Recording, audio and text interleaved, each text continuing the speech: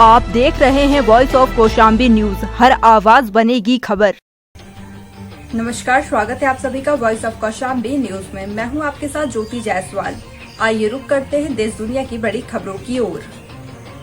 लखनऊ की king George medical university अब उन छात्रों के घर डिग्री भेजेगी जिन्होंने अब तक कैंपस से अपनी डिग्री नहीं ली है। हाल ही में यूनिवर्सिटी की कार्यकारी परिषद की बैठक में यह निर्णय लिया गया।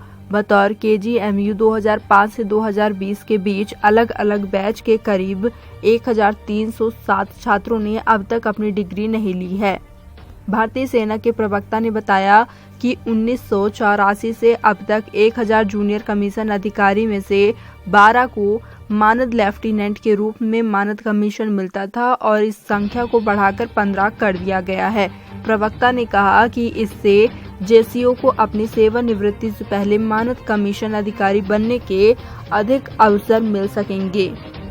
दिल्ली पुलिस ने शुक्रवार को बताया कि अमेरिकी दूतावास के अंदर एक निर्माण स्थल पर हादसे में एक व्यक्ति की मौत हो गई जबकि 2 अन्य घायल हो गए। दिल्ली पुलिस ने बताया कि अदालत ने पुष्टि की है कि अब तक कोई प्रत्यक्षदर्शी या चिकित्सकीय सबूत इकट्ठा नहीं किया जा सका है कि नांगल में कथित तौर पर हत्या से पहले 9 वर्षीय बच्ची से रेप किया गया था या नहीं।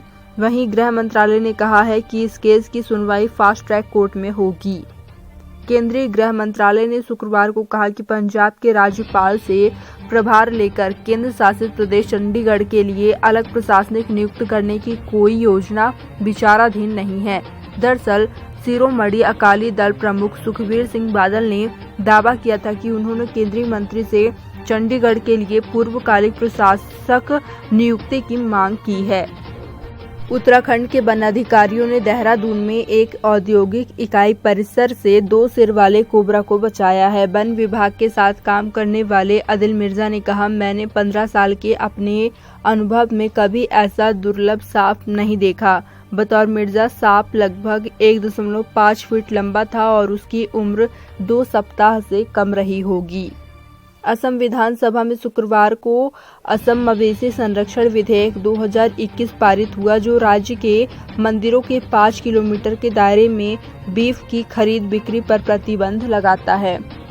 केंद्र सरकार ने अगले साल 1 जुलाई से सिंगल यूज प्लास्टिक की वस्तुओं के निर्माण, बिक्री और उपयोग पर प्रतिबंध लगाने की घोषणा की है। कोविशील्ड के निर्माता सीरम इंस्टीट्यूट ऑफ इंडिया के चेयरमैन डॉक्टर साइरस पूनावाला ने शुक्रवार को कहा कि वह कोविड-19 के 2 अलग अलग टीकों को मिलाने के पक्ष में नहीं है।